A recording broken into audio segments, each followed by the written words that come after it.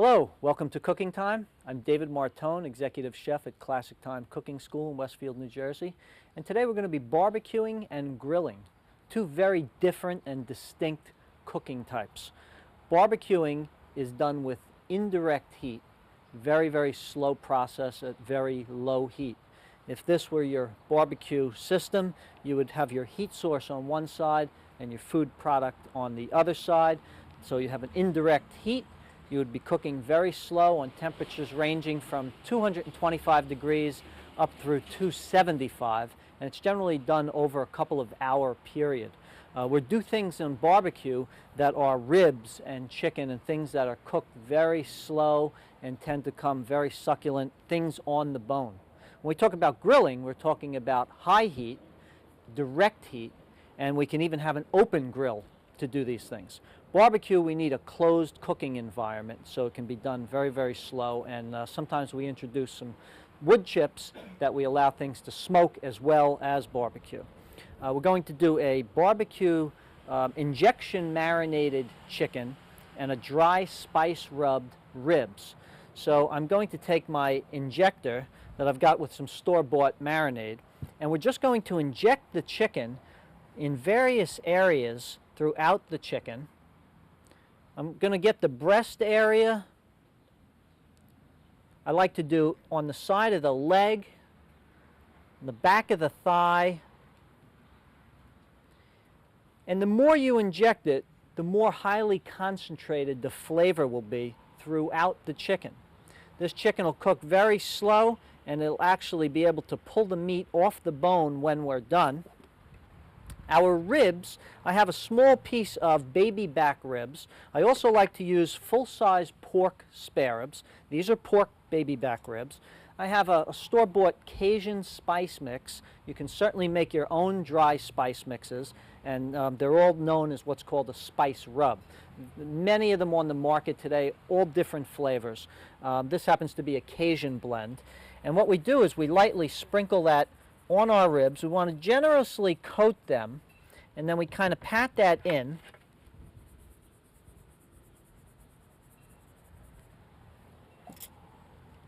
And we have our nice spice rubbed ribs.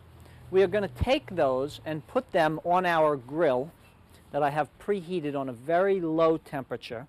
And I'm actually going to put them on the upper rack of the grill. And this way they'll be under an indirect heat because I will shut the back burner off. So we'll get these put aside for now. And I've got some cooking on the grill. Let's take a look and see how that is.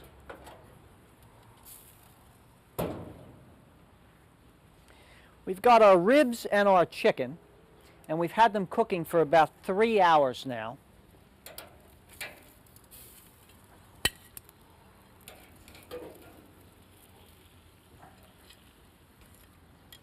And they'll be nice and tender. And what we're going to do now,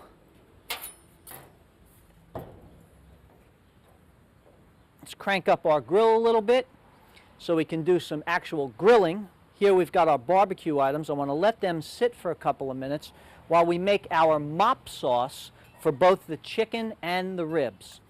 I like to do things that are marinated, dry rubbed, and slow cooked without brushing any barbecue sauce on the outside.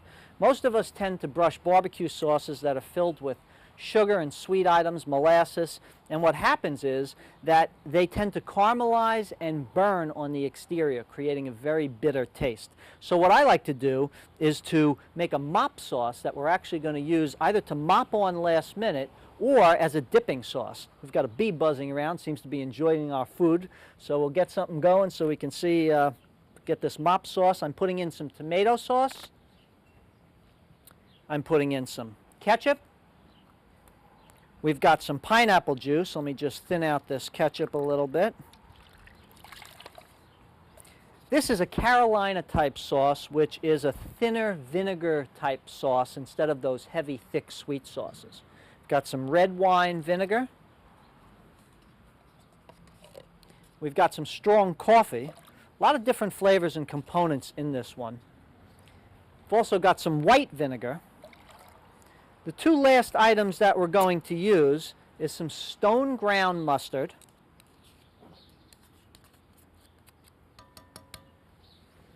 and some chili garlic paste.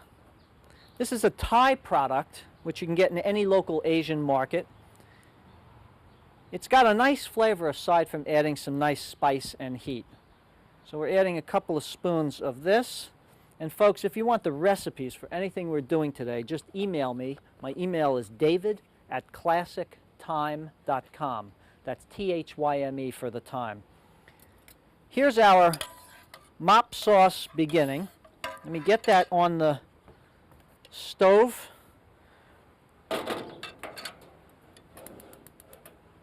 We want to heat this up and bring it to a simmer, and we're going to allow it to simmer for about 30 minutes. It's going to make a wonderful sauce. One more component I have to put in, and that's some sliced onion. We're using a white onion. You can use white onion, red onion, or yellow onion. White onion tends to give a little more intense flavor for what we're doing.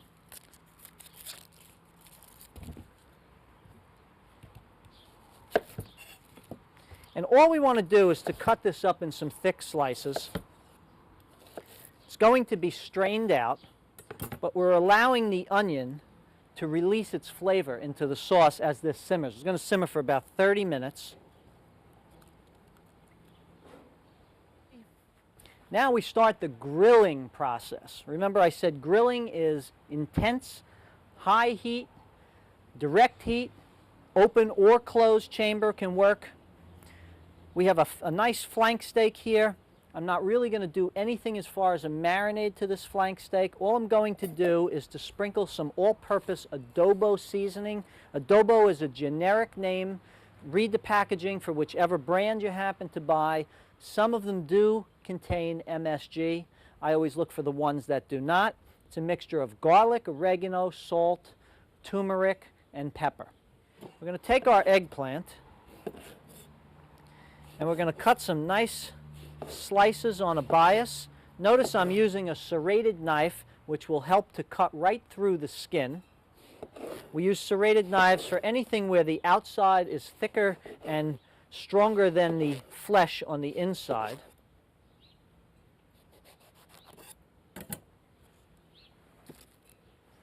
We have our eggplant. We have some green and yellow squash. I'm just taking the stem and root end off. We call that topping and tailing. And then I'm going to cut those into some nice slices.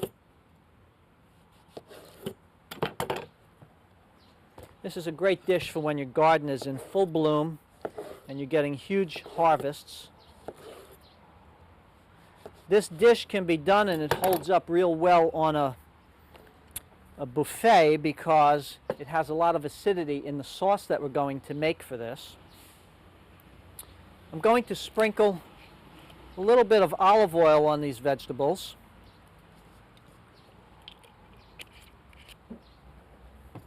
I'm going to put a little bit of fresh ground pepper, a little sprinkling of salt. We always use a kosher salt because it's easy to work with, doesn't stick together like some table salts.